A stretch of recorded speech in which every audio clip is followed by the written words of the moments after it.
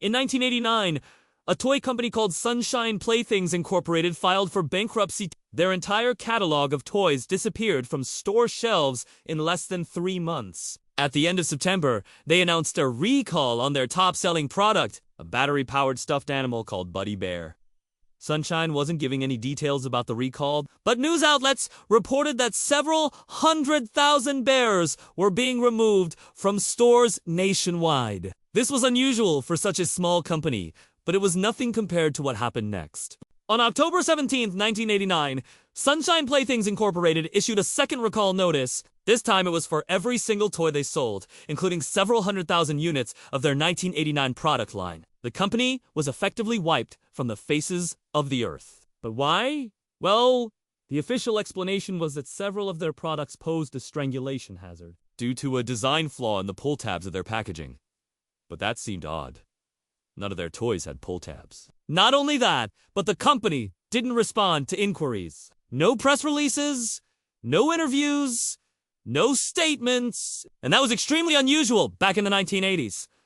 Product recalls were covered extensively in the news. What really happened is that Sunshine Playthings Inc. quietly dissolved the following month, and their headquarters in San Francisco was abandoned. Files were left behind. Phones were disconnected. No trace of the company could be found. There was a single exception. A few loose pages of a legal document that made reference to a holding company based out of Nevada. And after a couple dead ends, journalists eventually reached an executive by the name of John Ellison. He told them that Sunshine Playthings was just a subsidiary under the Maverick Consolidated Enterprises umbrella. And when they looked into Maverick Consolidated Enterprises, they realized it was just another front for a holding company called Crestwood Limited. So to recap, Sunshine Playthings was a subsidiary of Maverick Consolidated Enterprises, which itself was just a subsidiary of Crestwood Limited. Who controlled Crestwood Limited? Someone named John Ellison. And besides, Sunshine Playthings, it seemed to own nothing. The company's existence was concealed under layers of corporate anonymity. And then there were the lawsuits. Several people allege that Sunshine Playthings stole the idea of Buddy Bear from them. One inventor named Susan Gershman even went as far as filing a lawsuit in federal court, although it ended up being dismissed due to a lack of evidence. After all that, there was still almost nothing to find. The company's history is riddled with dead ends. Reports are often contradictory and nobody can agree on whether the company even existed at all. It's like it vanished along with all of their toys. As far as we can tell, the only evidence that Sunshine Playthings Inc. ever existed are the dozens of Buddy Bears, tucked away in attics and basements across America. But what exactly is Buddy Bear? Well, according to the jingles, it's a friend for life. A loyal companion who will never leave your side. In fact, that's all Buddy Bear knew how to say. Buddy Bear loves you. Buddy Bear cares. Buddy Bear's your friend forever. And yes, the toy actually spoke. It was a cheap plush bear with big plastic eyes. The body was filled with sawdust and the mechanical voice box was hidden underneath the left arm. The toy was powered by 2 AA batteries and it was made in China.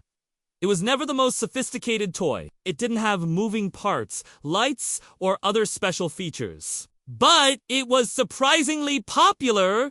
By 1987, Sunshine Playthings was advertising Buddy Bear's Dino. One bestseller in the USA sales skyrocketed after they began appearing in Kmart stores nationwide. And by 1989, Sunshine was preparing to capitalize on Buddy Bear mania by expanding its toy line with spin-offs like Buddy Bear Goes to School and Buddy Bear and the Gang. But unfortunately, it never got that far. October 1989, amid fears that the toys may pose a strangulation hazard, Sunshine Playthings Inc. issued a voluntary recall of all Buddy Bear products. They offered customers a full refund and promised to personally destroy every remaining bear in their inventory. But not all the bears were recovered. Some were forgotten in storage lockers, others were given away, and some were even buried in backyards. For reasons you might imagine, most people didn't want a creepy talking stuffed animal that learned your secrets haunting their house. But some people were curious. And when the headlines died down, they dug them out of their closets and brought them home. If you were one of those people, you probably noticed something strange. The toy didn't seem to have a voice box at all. Underneath the plush fabric of Buddy Bear's left arm was a blank gray rectangle where the speaker should have been. And when the batteries were installed, the ear didn't move or make any sound. After playing around with it, it became clear that Buddy Bear wasn't just broken. It wasn't programmed to talk at all. There was no voice chip, no speaker, and no way to turn it on. The whole was simply a cosmetic feature. The company's explanation was that the batch of voice boxers used for the production of Buddy Bear somehow failed quality control testing, causing the embarrassing and expensive recall. But to people who owned the bear, that sounded unconvincing. After all, how does a whole batch of voice boxers fail quality control? And why did Sunshine Playthings just bury the problem instead of replacing it? Even back in 1989, it seemed like there was more to the story. I was 9 years old in 1989, and I remember watching the news coverage of that story with my dad. I remember thinking, who would want a toy like that? I also remember him saying, I wouldn't worry about it. Toys like that aren't real. I don't think he meant it as a lesson, but I took it as one anyway. Some people claim that Buddy Bear wasn't a toy at all. They say it was a surveillance device created by the CIA to spy on families and gather intelligence, but that theory is wrong. First of all, the CIA didn't exist in 1989. It was dissolved in 1981 after a series of controversial scandals. Second, there is no evidence that Sunshine Playthings was tied to any government agency. The real reason why they were called Buddy Bear was because the batteries were eating through the thin plastic of the case. Parents complained about acid burning through their kids' rug or melting a hole in their living room wall. And obviously, that had to be fixed. That brings us to the VHS tape. If you're watching this video in 2023, you probably don't remember what a VHS tape is. Most people stopped using them around 2010. It was a magnetic tape housed inside a plastic case. Videos were recorded by a machine called a VCR. And to watch one, you would pop the tape into the VCR. You know, back in the day, sometimes the tape wouldn't cooperate and it would end up rewinding or fast-forwarding on its own. And sometimes the heads would get misaligned and the picture would look all wanky. That's what happens at the beginning of this tape. This is a real VHS tape. It was uploaded to YouTube in 2004 by a user named GoblinsRule666. According to the title, it was labeled Buddy Bear Promo Uncut. I was able to track down the original uploader, and he told me that he found the tape at a local thrift store. The footage starts like a typical toy commercial. Kids are shown playing with Buddy Bear in pastel bedrooms. A smiling mother puts Buddy Bear on her son's bed. Then the screen glitches, and the colors bleed. The kids freeze in place, and the room goes dark. Buddy Bear turns its head towards the camera, and in a slow, distorted voice, it says, "Playtime's not over yet." Then there's static and a loud buzzing noise. There's one notable difference between this version of the ad and the official release. In the original, Buddy Bear was supposed to be talking to a little girl. The girl was voiced by Sunshine Playthings CEO Linda Sunshine. And if you listen closely, you can still hear her muffled screams in the background. The rest of the tape is just footage of empty rooms. Buddy Bear sits alone in the center of each one, facing the camera. It seems like the uploader searched high and low for these shots, but it still raises more questions than it answers. Was this meant to be a demo reel for the toy? Why did it include footage of children screaming, and where did Linda Sunshine go?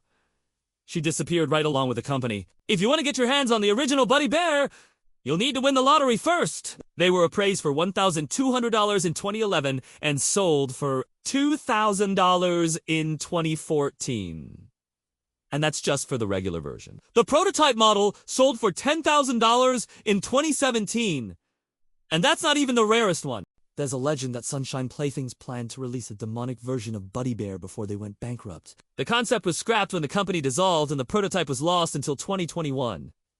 A woman named Julia Hartley listed it on eBay and claimed that it was haunted. The bear itself is unassuming, but there is a small button on its back that when pressed activates a hidden speaker. Through it, the bear whispers a single phrase, "Hide your children." It's unknown if this is part of the gimmick or just a prank played by the previous owner. It makes me wonder how many of these things are still out there and how many people know about them. I mean, if Sunshine Playthings destroyed every single unit, why are there still so many around?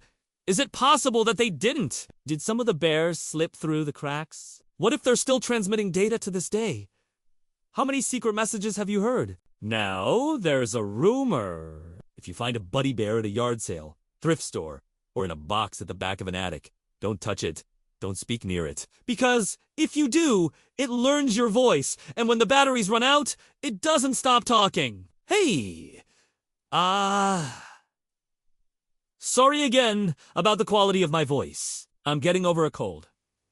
It's nothing serious. I just thought I should let you guys know in case it sounds weird. So, yeah. I hope you enjoyed the video, and I'll catch you guys on the next one.